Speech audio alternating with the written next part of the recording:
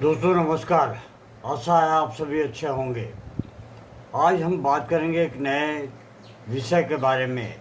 वो है बुजुर्गों में डिहाइड्रेशन, निर्जलीकरण, इसके संबंधित कारण, लक्षण और होम्योपैथिक दवाइयों से उपचार इनका कैसे किया जाए। तो डिहाइड्रेशन क्या है, आइए हम जानते हैं। वैसे तो आप सभी जानते हैं कि शरीर में पानी की कमी को ही डिहाइड्रेशन कहते हैं, लेकिन इसके बारे में हम थोड़ा सा और चर्चा कर लें।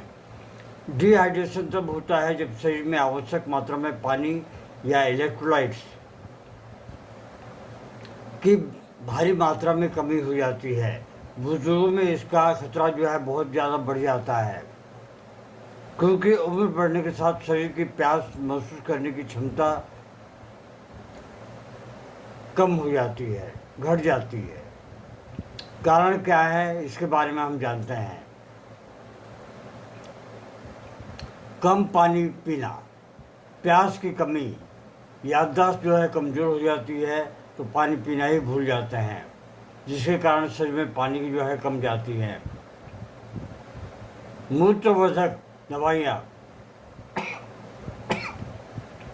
ब्लड प्रेशर की दवाइयाँ, ये भी एक कारण हो सकती है।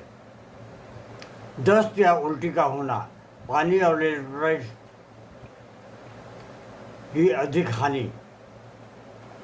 पानी और इलेक्ट्रोलाइट्स की अधिक हानि जो है दस्त या उल्टी से भी हो सकती है, क्योंकि शरीर से पानी जो है वो निकल जाता है।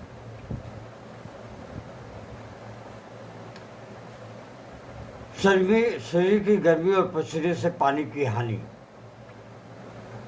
किडनी की कार्य क्षमता में कमी, वृद्धावस्था में गुर्दे जो है कम पानी से संग्रहित नहीं कर पाते।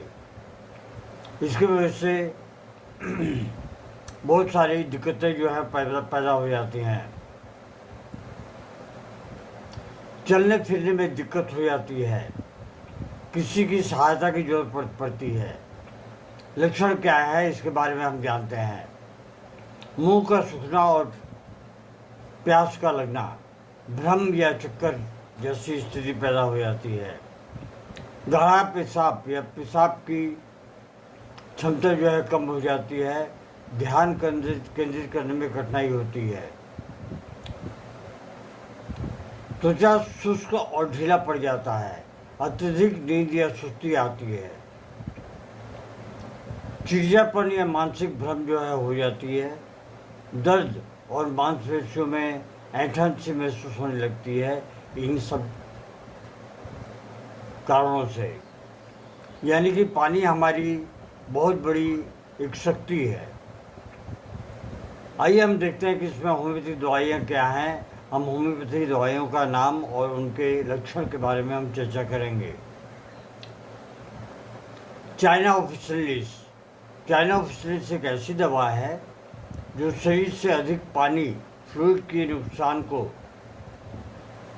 भरपाई करता है, या फिर फ्लूइड के नुकसान के बाद में होने वाली कमजोरी, चक्कर, गाढ़ा पेशाब आदि में बहुत ज़्यादा जो है लाभ देता है। आर्सेनिक एल्बम, उल्टी और दस्त के कारण डिहाइड्रेशन, और आर्सेनिक एल्बम में बेचैनी जो है बहुत ज़्यादा होती है, जलन भी होती है और कमजोरी भी होती है। ऐसे में आर्सेनिक एल्बम लेने से काफ़ी हद तक जो है समस्याओं का निदान हो सकता है। वेट्रम एल्बम, वेट्रम एल्बम एक ऐसी औषधि है जो अत्यधिक पसीना, उल्टी, दस्त के बाद ठंडा पसीना और बेहोशी जैसा आलम छा जाता है।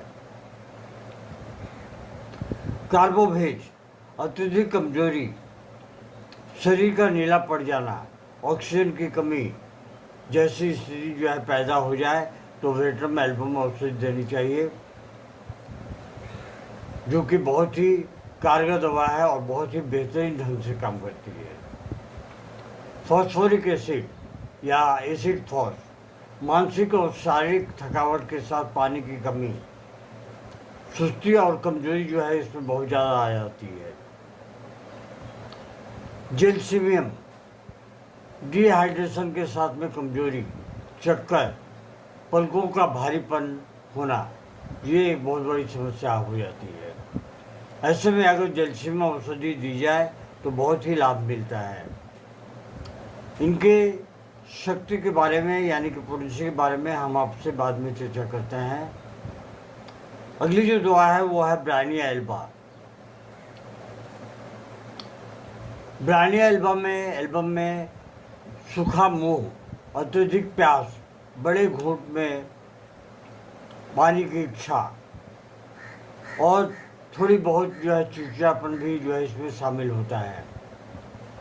अगली जो दवा है बहुत बड़ी दवा है जो कि पानी की कमी को बहुत ज़्यादा सहयोग करता है।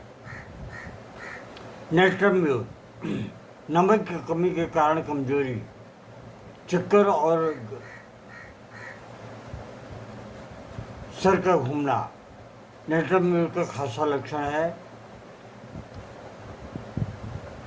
आइए हम आगे बढ़ते हैं। घरेलू देखभाल क्या करनी चाहिए। हर 1-2 घंटे पर बुजुर्ग को थोड़ा थोड़ा पानी जो है पिलाते रहना चाहिए। नारियल हुआ, छाछ हुआ, ORS हुआ, नींबू पानी हुआ, ये सारी चीज़ें जो है उनको देते रहना चाहिए। कॉफ़ी और चाय जैसे मूत्रवर्धक चीज़ों से बचना चाहिए। आरामदायक या ठंडी जगह में उनको बैठाएं या सुलाएं। ब्लड प्रेशर, पेशाब की मात्रा, इनकी निगरानी हमेशा करते रहना चाहिए। डॉक्टर से कब संपर्क करें। बहुत कम पेशाब का आना, 6 घंटे से ज़्यादा में पेशाब नहीं अगर आता है तो आप डॉक्टर से संपर्क कर सकते हैं। बार बार उल्टी या दस्त का होना, ऐसे में आप डॉक्टर से संपर्क कर सकते हैं। बेहोशी या भ्रम की स्थिति अगर आ जाए तो ऐसे में भी डॉक्टर से आप संपर्क करें। बहुत गाढ़ा पेशाब या सांस का फूलना, ये भी एक बहुत बड़ा लक्षण है, तब भी आप डॉक्टर से संपर्क करें। दोस्तों, डोजेज क्या दें, शक्ति क्या दें। तो इन दवाइयों को 30 की पोटेंसी में लेके 2 बूंद आधे कप पानी में डालकर दिन में 3 से 4 बार दे सकते हैं। लेकिन आप एक चीज़ का ख्याल रखें, वीडियो को बार बार सुनें और जो दवाइयों के बारे में चर्चा की गई है उनको बढ़िया से सुनें, उनके लक्षणों को सुनें और लक्षणों से अपने रोग का मिलान करें। या फिर आप अपने नज़दीकी किसी होम्योपैथी डॉक्टर से संपर्क करें, उनको रिपोर्टिंग करें, उनको हिस्ट्री दें और उनकी दी हुई दवा का सेवन करें। आज के लिए बस इतना ही। फिर मिलेंगे, इसी तरह के वीडियोस को लाएंगे हम, ताकि इमरजेंसी में लोगों को काफ़ी हद तक जानकारी मिले। हमारा मुख्य उद्देश्य ये है कि हम लोगों को होम्योपैथी के बारे में जानकारी दें कि हमारी दवाइयाँ भी एक्यूट और क्रॉनिक केसेस दोनों में कार्य करती हैं। जय हिंद, नमस्कार। Long live homeopathy, long live handyman.